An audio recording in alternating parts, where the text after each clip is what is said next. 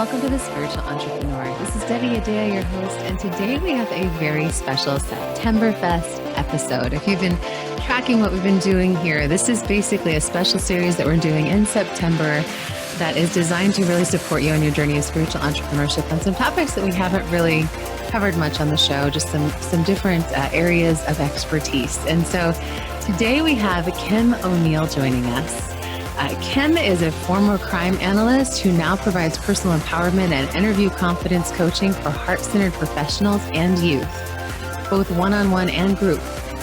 She also is the host of Every Day is a New Day show, inspired conversations about moving forward and choosing to embrace a positive outlook. In 2017, she co-authored the Amazon bestseller, Positive-Minded People, inspiring stories of overcoming adversity for living a more positive life.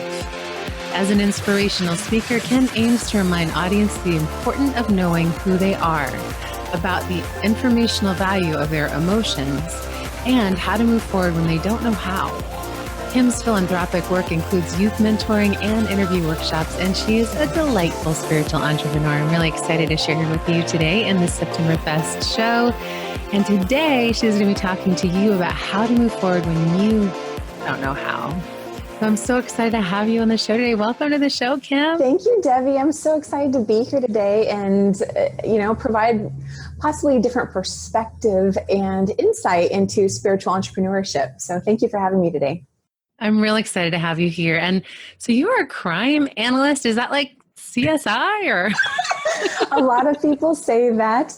It's not quite what people see on TV. There was a lot of in the office work, working on a computer, doing a lot of reading, a lot of research, and like putting together a puzzle. So looking at the who, what, where, when, how, why, to both prevent crime as well as hopefully solve the crimes. And then, working with the police officers and detectives. So it absolutely had its fun and exciting moments, but there was a lot of in the office work right in front of that computer. And so it's not quite as glamorous and exciting and fun as all the TV shows. The bones. Exactly. Yeah.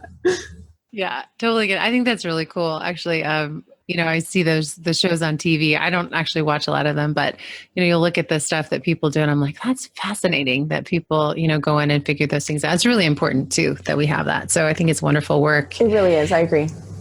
Yeah, wonderful work. So I know that kind of led you into the work you're doing now. So I'd love it if we could start off and just, kind of go through your journey that got you into doing what you're doing now from being a crime analyst, because that's kind of a little leap, right? It is. It's a bit of a leap, right? It is. Yeah, that's a great question. So I have had a very diverse professional background, and it all starts many, many years ago as a teenager. I saw myself one day being a counselor, therapist, something of that sort. And as I was putting myself through college and, growing my skills and insisting on being independent and supporting myself and all these things, my journey took me down different career paths. And so for many years, I had administrative support type professions that I was part of. So I've worked in human resources and I've worked for different industries, construction and dental health benefits, and also for law enforcement in that capacity. And I really, as I was doing that and moving closer and closer to, okay, now I'm going to start taking a master's program and be that therapist that I thought I was going to be, all of a sudden things weren't quite panning out. And I'm thinking, what's going on here? Like, I'm supposed to be able to serve in this way. I really just always felt very purpose-driven, very career-oriented, and knew that my career path had something to do with one-on-one or, one-to-many, really supporting people in, gaining more confidence, feeling supported, working through whatever challenges they're going through. And when I realized that the traditional route of therapy and that sort of thing wasn't panning out, I literally had a breakdown one day. I know I'm giving you a little bit longer of a story here. No, this is good. This is good because our stories are long, believe me. All of us. I'm trying to show how it all comes together. It's a journey. It totally was a journey. And so I had this breakdown one day and I thought, you've got to be kidding me. I'm not going to be able to serve in this capacity. What's going on here? And I was literally praying and asking for guidance and assistance because this was really important to me. And that's when coaching came along. So finally, I, found the right coaching program for me because I wanted to have, a certification under my belt. And as I was moving along in that direction, I said, we're almost there. It's so funny when I think about it too, right? There. Okay. I was in my mid-30s. What, like I want to be done with everything in my mid-30s? I've been there. Yeah. Exactly. So I was moving in that direction, working my day job and then also starting to become a coach. And in the middle of that process of starting to hone my coaching skills, and I became really passionate about that, was able to see that, okay, this is the avenue. But that's when the spiritual journey started to take on more form. And I started practicing more of law of attraction and learning all about it. And I actually did a certification in that too. And then came Reiki. And so in this process of me honing my coaching skills and embarking on that spiritual journey, that's when I also said, you know what? This is where I'm headed towards, but in the meantime, while I'm supporting myself, I would love to manifest a job that allows me to use more of my analytical skills, that is more fun and exciting. And so I really opened up to that, and I set that intention, and that's when the crime analyst position came along. And I moved into that, and I was so excited. It was so exactly what I was looking for. I didn't know what I was looking for, but it was exactly what I was looking for. and so I moved in that direction. And now, of course, I'm continuing to build my skills. However, the part that I never anticipated was the fact that as a crime analyst, you're constantly, you can imagine a police department. People don't call the police department when they're having a good day. No, it's not rainbows and unicorns all day. Exactly. It's not. You call the police when you're having, one of the worst days of your life. And as a crime analyst, I'm reading all of those instances, taking in all that information. And I remember this so clearly. Like, just remember sitting in my office and going, okay, this isn't working. I'm supposed to be getting clear on my emotions and processing and releasing and opening and expanding. And at the same time, I'm literally every single day for 10 plus hours a day, ingesting all these negative stories about awful things people have done to each other. And that's when I started to understand the importance of being able to manage my own energy, protect my energy, ground my energy, and, get more clear on what's going on within me while I'm in the midst of everything going around me. So that's how the journey really started to evolve, and then eventually came to a place where it's like, okay, it's time to then move beyond so I can step more fully into that spiritual entrepreneur and do what I love to do. So that's the story. That's perfect. I love it. So I'd love just to touch on a couple of things in there. One thing, first of all, what coaching program certification? Everyone always asks me about this. And I had worked for an organization when I got my coaching certification, so I don't have a lot of recommendations. Did you like yours, and what was it? That's a great question. I love that you asked this. So yes, I did too. I love them both, and they're also both very unique. So the first one was from a graduate school called Field and Graduate University. And it's their comprehensive evidence-based coaching. And it was, let's see if I say this correctly, I think it was ACTP complete or whatever. So it was all inclusive so that you could move from the program directly to getting your ICF certification. So that was my first one. Of course, you can tell coming from a very headspace. Then while I was in the middle of that, all of a sudden I came upon the Quantum Success Coaching Academy, which is essentially a law of attraction coaching program and more than that. You sum it up in those terms, but they teach you about other universal laws and how they all come together and your spirituality and all these things. So I absolutely love that program. And that's the one I tend to go back to because I feel like that's where I really started to open up and expand even more. From what I had learned in the first program, I really was able to just go beyond that with the Quantum Success Coaching Academy program. Fantastic. And maybe you can send those over, put them in the show notes for people if you are looking at coaching. I hear that question all the time. And I'm like, I don't know where to tell you to go because I was trained for a company. So I didn't actually, do that non-traditional. Anyway, so The other question that I had is you're talking about how you had all of these things coming at you when you're doing the crime analysis, and you had to kind of learn how to protect your energy or like filter that in some way. I hear this a lot too. So it's a question that came up while you were speaking is what were some of the practices that you used to really hold that space for yourself so that you were okay amidst all of that, I don't want to call it negativity, but intensive Yeah. emotions, right? And probably pretty graphic details about things that are unpleasant, right? Well, How did, I love that you said not to necessarily focus on it being negative, because I agree. I use that yeah. term just because we can immediately understand the contrast between positive and negative. Yes. Yeah. But you're right. It's just more lower vibration. So, Yeah. right, all emotions are good.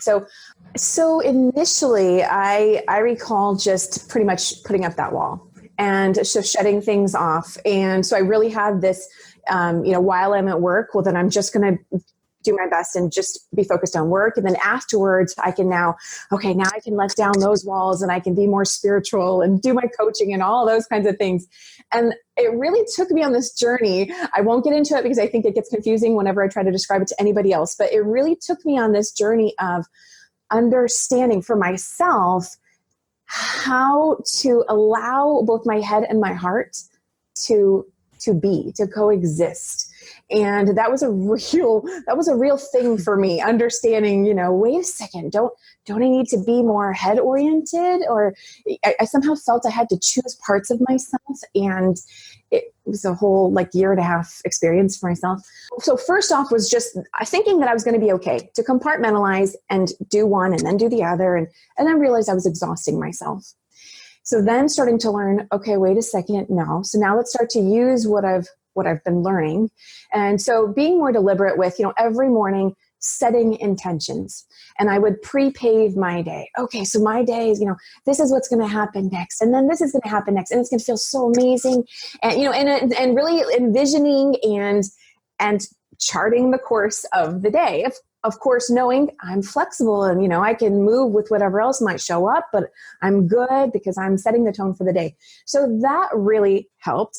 Then moving beyond that and starting to incorporate meditation at the beginning of my day to also just center myself, even just deep breathing, 10 minutes of slow, deep breathing. I had no idea how much I loved that until I started doing that. So that, okay, then let's take it a step further. So now I'm actually at work and, easing into a space of more comfort with understanding, okay, I no longer want to compartmentalize and say, well, I'm this way at work and I get to be, more free when I'm at home. No. So starting to combine all these things together. So I meditate in the morning, ground my energy. Also, put up, I don't like to, I know I used the term protection earlier. Again, that's because I know people can identify with that term. But I would say, a loving barrier, or even that sounds sort of harsh, but I visualize a veil. A veil, yes, exactly. A veil. I envision a thin white bubble that is around me, and I tend to say that it's a porous bubble. So only that which I would love to, receive more of, that is of love, that's what can come through the bubble and into me.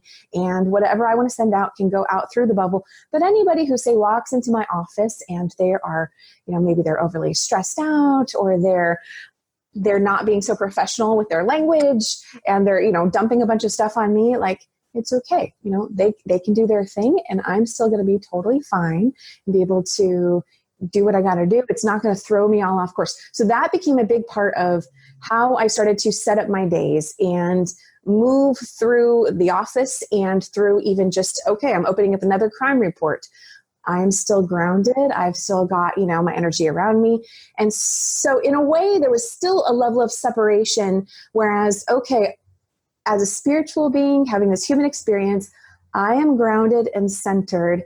But I know that, well, in this moment, my profession, my full-time profession is to be a crime analyst. And I've got to read this information. So it was more so how I would set up the way I visualized what I'm doing and how I felt about it all that really supported me to go throughout my day. Does that make sense?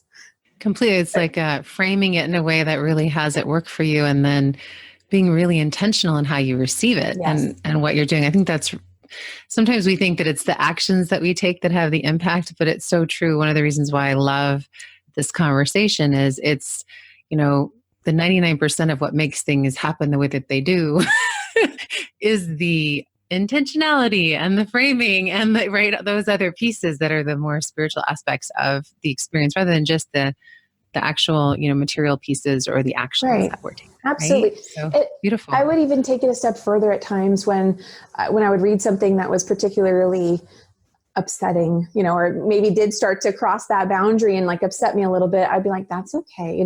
I would again infuse everything I know about, we're all here to learn different things and, send some love to the people in those reports. I don't know that any other crime analysts were ever doing that, but I did. It made me feel better. So that's awesome. It's like you're making crime analysts a ministry in and of itself. Like you're really like serving the people from a spiritual place. And I've learned, I've met other people who've had similar experiences where so it's, even though I feel like I'm an anomaly, I know that I'm not. And so I also learned that while I was working at a police department, maybe I was doing things in my own way, but there were other officers and detectives and admin people who had their own way of doing something similar. And so if it helps in any way to just sort of demystify what goes on within a police department for anyone listening, there really are a lot of people who are coming from a place of service and love and doing the best that they can. And that I think was really good for me to see as I was experiencing my own journey about bridging that gap between head and heart. That's beautiful. I love that. My grandpa was in the FBI when I was growing up. And so he had a lot of stuff that he would deal with ongoingly, probably similar to what you were reading about. Other things he'd say, I can't tell you. If I told you, I'd have to kill you, and I don't want to kill you, so I'm not going to tell you. He'd just tease me. He just couldn't tell me. And so, but, one of the things that they used to say when I was growing up is, it doesn't matter what job you have. It's the consciousness with which you do your job. Absolutely. That really makes it what it is. And so I love that you were so bringing that consciousness of truly like spiritual entrepreneurship into a crime analyst position. Well, yeah. I did my best. I don't want to paint the picture of, I was this crime analyst who did Reiki and coaching and everybody knew because I didn't tell a lot of people when I was there. Yeah, of course. Yeah. I get it. I was the same way. Yeah. That came later or it came out in bits and pieces I'm like, okay, that person's a safe person. I can share more with them. So. Yeah, no, I did the same thing in high tech. I didn't go around going, oh yeah, and I grew up with swamis and I do these things. I'm a meditator. No, that was not. I just decided to tell people about it when I came out spiritually on iTunes. No. There you go. Go big. Yeah. So you were talking too about the bridging the head and the heart. So I can really see, it's interesting because you're saying about the porous bubble. Mm-hmm. So you're very analytical, right? You have the analytical side, but it sounds like you're almost on an empathic side because someone that actually needs to kind of shield their energy and protect their own space, that means that you're very sensitive to the energies around you, right? So you probably have some of those gifts, I would imagine as well. Yeah. It's something that I had to learn about myself. So I would say, yes, I'm not nearly as sensitive as some of the people that are closest to me, my best friend, actually a few of my best friends, my sister, but I've had to learn, I absolutely am too. And that's been part of this experience for me. So did you ever have a point when you were bridging your head and your heart where you're like, let's have a conversation between my head and my heart? Did you ever do anything that was like a very conscious, intentional exercise? Or was it part of just these pieces of like, okay, I know that I need to do the integration. Here's the intention. I want to get these parts of me working better together. What was it? What was that journey for you? Was it more, I'm doing it this way, or was it? That's a great question. So not quite how you just phrased it, conversation between my head and heart. However, I do feel that happens when I journal. That, right, just information just starts to flow and come out. And there was one exercise I did do, and this was actually prompted by another teacher I was working with at the time, but she had given a list of questions to ask our higher self, but it was very similar to journaling. So you have the question, you ask it of yourself, and then you just listen to what you receive immediately and write it down. And that yeah, that's been eye-opening. It's been a while since I did that, but I remember that being very insightful and a huge source of support. It was another experience and a reminder that we are not alone. We merely have to ask, and then the information comes through. So it's so true. It's super helpful. It's like having this wisest counsel you could ever ask for. Like you couldn't pay someone yeah. to have like that perfect wisdom for you that you can actually, I love journaling. I think that's such a great practice and something to really, if you're listening in today and you're kind of trying to bridge the two, I think Kim would agree with me that that is definitely one of those practices that can really help with that. Would you say that's true? Absolutely. Yeah. Yes. Yeah. Awesome. So let's say someone, I see this a lot too. They're like, okay, well, I'm wanting to do spiritual entrepreneurship, or I'm wanting to launch into this next vein of spiritual entrepreneurship. I've done this and I'm looking at doing this new thing. And they don't really know how, right? They're kind of like, well, I'm going to wait till I have it all figured out and I'm going to get it all in and then I'm going to do it. Or someday when this other thing's done, then I'm going to go do it. And they're in that place where they don't know how and they're just kind of stopped. What would you say to them to help them with moving forward when they may not know how? I think so. There are a lot of different tips that I would give them. One is to start to release that need for things to be perfect and complete first, because that's just going to always get in the way and slow everything down. And that's definitely part of my experience. I call myself a recovering perfectionist. And I used to wait until everything was perfect and then I would get started. And at the same time, once you finally get started, then it's kind of like, well, now it's old news, or do I really want to do this anymore? Because I waited so long. And even then, there's still always going to be more to perfect anyway. So I really had to allow myself, because it was important to me to really put myself out there as a coach and be able to serve and do what I feel one of the things, I feel like I'm here to do many things, but this is one of the things that is really important to me, is be able to help people in this way. So I realized, okay, I've got to let this perfectionism thing go, because it's slowing me down big time. So the opposite of that meant, that means I'm going to start to put some things out there and it might look a little sloppy. And oh my goodness, I don't want that because I know I can do better. And yet I had to ask, well, which do you want more? Do you want to be able to put, just to serve and put yourself out there, or to continue to wait and wait and wait and wait for something that's never actually going to come to fruition? So I had to get honest with myself and say, nope, we're going to start to just do. We're going to do the best that we can. And all of those cliches or phrases that we hear, in the personal development world, you are enough. And, what done is better than perfect. I say done is better than perfect all throughout all my online courses, because it's my favorite phrase. There you go. Yes. So all of those things, it's like, okay, just start to, get into that space and it'll support you forward. Okay. So that's number one. Then start to use those things that you do know as a spiritual being. So, I really believe in, setting the intention. What is it? What can you see right now as far as what you want to create? And start there and build from that space. Visualize it. Connect to the energy of that and really expand that. I've had some moments, they're always when I'm by myself at home, so nothing anyone else has ever witnessed, but I'll just share here. I've had some moments where I really believe we can speak things into existence. And so I have some moments where I will just stand in a certain place in my home and I will ground my energy and fill myself up with light and all of those things. And then I will start pre-paving and talking about what it is that I've created, right? We talk about it as if it's already happened. So what I created and how amazing I feel. And I do not stop. I will go and go and go and go and go till I literally feel and sometimes see in my head, like the heavens have opened up and it's all flowing right down to me, out of the vortex and to and through me. And you can just feel it with every part of your being. And those are really awesome moments, because then you feel like, okay, it's here. I'm already embodying it. And then things start to shift into place. So it's allowing yourself to not be stuck to, it has to happen a certain way. That's where letting go of the perfectionism comes into place. And then starting to create it and allow and trust. That's really the foundation of how to move forward when you don't know how. It's getting away from that headspace and connecting more with the spiritual, fluid heart space. I love that. And would you actually give us a little sample? Like, let's say that had built a beautiful pool, okay, a swimming pool in your backyard. Let's just use that because you want a new pool in your backyard. We're just going to use that as an example. What would be what you do in the middle of the living room you don't let anyone see? I'm just curious. Is that they're going to want to know what that's like, right? So, okay, so just a quick little something. Yeah. Okay, I'll say this too. If they're familiar with the book, Ask and It Is Given, at the end of the book, there are a bunch of processes, and one of them is the 68-second process.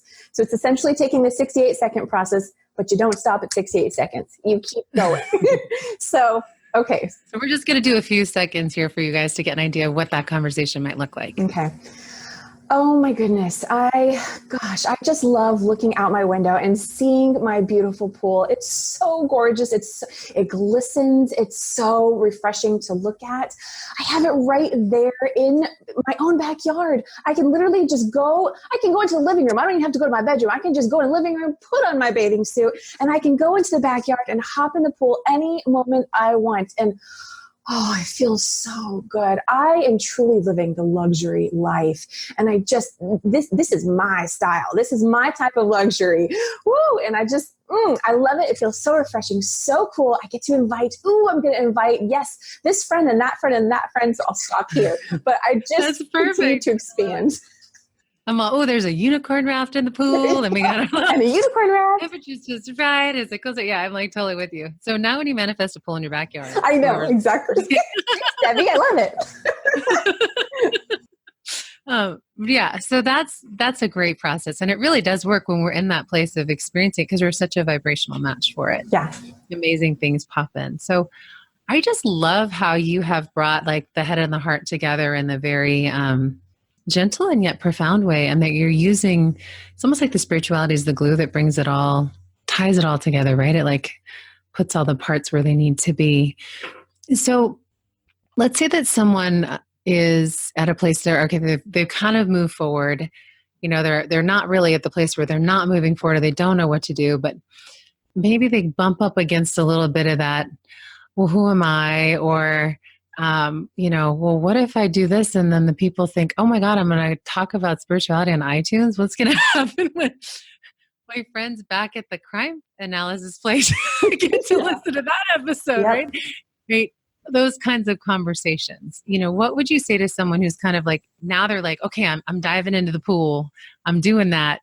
How do I keep moving forward? Okay, that's a great question. And I think it's so much a part of our experience when you know that you're moving in that direction. I say you go at your own pace, but also look at a few things. Look at the bigger picture. If you know that that's the direction where you are most in alignment with yourself, then are you willing to sacrifice not getting there so that you can dim your light and other people can still accept you and see you a certain way? That's been a question I've had to really ask myself. Okay, what's the bigger picture here? The bigger picture here, ultimately, I'm the only one who's going to be satisfied or dissatisfied with my life at the end, when it's time for me to leave this body. And I want to be satisfied. So there's a lot of easing into it for myself, but realizing that, okay, part of the journey is realizing that as I grow and shift and change, yes, relationships in my life are also going to shift and change. And the more that I got comfortable with that, which was not something that I could predict and say, well, then do this and then do that and then do this. It was a very personal experience for me. And I think that it is for everybody. And the more that I allowed myself to ease into it, be compassionate with myself as I was feeling that resistance and tension and being scared out of my mind, and continuing to expand, then my confidence grew. And then it was like, okay, yeah, these people over here might be like, what's going on with Kim? And they might be freaking out, but I get more and more grounded and rooted into who I am and embrace that. And it's just like anything. Can't think of a certain phrase, but it's just like anything. The more you believe what you do, then other people will believe it too. It's the same thing. The more you embody and embrace your spirituality, spiritual entrepreneurness, whatever you want to call it. It's not really a word. Then, Works for me. then others will too. And one thing that I have done that's I like to think has supported both of those in my life who may be going, what's going on with Kim? But also me to feel like I'm not entirely letting go of everyone in my life, because that was never my intention. Certainly some relationships may fall away, but I think it's also been very important to make sure that I am touching base with those people in my life who I want to keep in my life, and yet may still be a little confused by the direction I've chosen to take. So continuing to maintain those friendships and connect with them. And it's not about forcing, well, now I'm doing this and now I'm doing that. It's not about forcing that on them, but allowing there to be that open space so you can share. And if they want to ask questions, they can. I did not know certain friends came out of the woodwork. Friends I've known for years started coming out of the woodwork saying, oh yeah, I watch your show and I love what you talk about. I was like, oh, you do? Like, I had no idea that they were into meditation and law of attraction. And so keep in mind, you may have people in your life who are just afraid to tell you that, oh my gosh, they love what you're doing and this is so exciting and interesting to them, but they're not even where you are yet. And so they're not ready to come out of the spiritual closet yet. So just remember, everyone's on their own journey. Be easy with yourself, know the direction you're headed, and things will get better and better. It's such beautiful advice. And it is true. Like, the way that you find out who's your spiritual community is you start talking about your spiritual stuff. And then you'll be like surprised at some of the people that are like, oh yeah, I meditate every morning too. And I completely live my life by intention. Like, what? And you never know until you're brave enough to go first, Yes. Brave enough. Bravery is huge. I want to add one more thing in there. When I was first noticing this about me, oh my goodness, this is who I am. This is what I love. And I felt like I didn't have anybody at the very beginning. I felt like I didn't have anybody. I thought, oh, but I know about law of attraction. I can manifest more people into my life. And so realizing, I can actually do something about this. I'm not a victim to this, and I don't have to be alone on this journey. So that also really supported me in connecting with more like-minded people and finding my tribe and that sort of thing. That's profound too, because I think so many times we think, there's this external belief of like, first of all, how our life should be. We're given this, set of pictures at birth, like, okay, look at this picture. Now over here, you're supposed to have all of this look like that picture, right? Yep. Or this picture should look like that. And so when we're not lining up with that, or we feel like we want to develop our own film in our own way, or take different digital, I guess things have changed. I'm dating myself here. Fujifilm and Kodak. Yeah, just kidding. Yeah, need Polaroid. I don't know. Polaroid, there you go. Yeah, totally. So when you're wanting to create something different, sometimes there's this like, oh my God, well, again, like, who am I, or what will they think, or how does it go? And then there's this fear of like, I can't do that because of what the external world would think. But what you're saying is so powerful, because it is so true that everything that we're creating, even that, the experiences that we've had with those pieces of film or whatever, we're looking at something and trying to make it look like something that may not bring us joy at the end of our lives. And we each get our own. No one gets to have yours for you. They get theirs. You get your own, and you get to do with it what you want, And so each one of us, you get a life, and you get a life with Oprah. And so, being able to really say, okay, this is what's really true for me, and this is what I want. And I'm actually at cause and developing my own film. I'm the developer of the film and the photographer, and I get to say how it's going to look. And it's more important that you love it, right? Would you agree with that? It really is. Yes. And I'd like to add one more thing. If I know it can be really challenging sometimes to be stuck in a moment and, like you said, be wondering, who am I to be doing this or that? I think it's really helpful to connect with your future self, see yourself. I don't want to say in the end, because there's not quite an end, but see that future, see that future version of yourself who who has fully, is fully embodied and embraced their spirituality, and they are more confident now.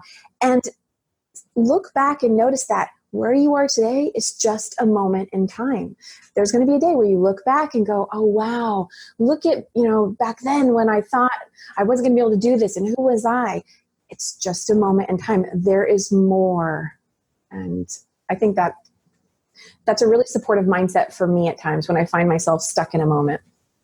Just a moment in time. This has been a beautiful moment. I've really enjoyed this conversation. Me too, Debbie. Thank you. So, I could talk to you all day. So what, if you could leave a spiritual entrepreneur with one piece of advice on their journey of spiritual entrepreneurship, what would it be? I think a common challenge is knowing your value, knowing your worth. And so, do things so that you know what your worth is. And that may be, you may start from a headspace, add up all the education you've ever done, and put a dollar amount on it. That's your worth. Or start to, as you put yourself in other situations, you may notice, are people taking advantage of you? Those are also ways for you to start to experience your worth. I remember having an experience, I'll just explain what I mean by that. I remember having an experience where I said yes to helping someone out. And that's one of the ways that I feel like I've been able to help myself grow and move forward is, continuing to volunteer and help others. And I realized I didn't fully know what I had said yes to. And in that moment, I realized, wow, I've gotten so good at not valuing myself. Now, consciously, I thought that I did. But having that experience of feeling like I was taken advantage of allowed me to really fully experience and know, oh, goodness, no. I'm worth so much more. And in this moment, I have a choice. I have a choice to either sell out and say, okay, you can just take all of me, or say enough is enough.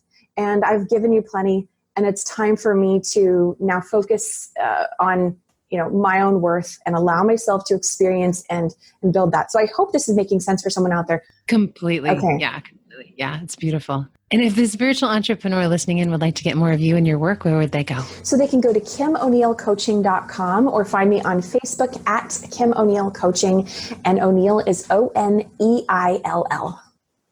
Perfect. And, Kim, I've just so loved our time here together. Thank you so much for sharing how you not only can move forward when you're feeling, stuck and not sure how to go, how to get there, but also on the integration of the head and the heart piece and the spirituality around that. That's such a beautiful and important message. Thank you, Devi. I appreciate my time here with you and your audience. So thank you.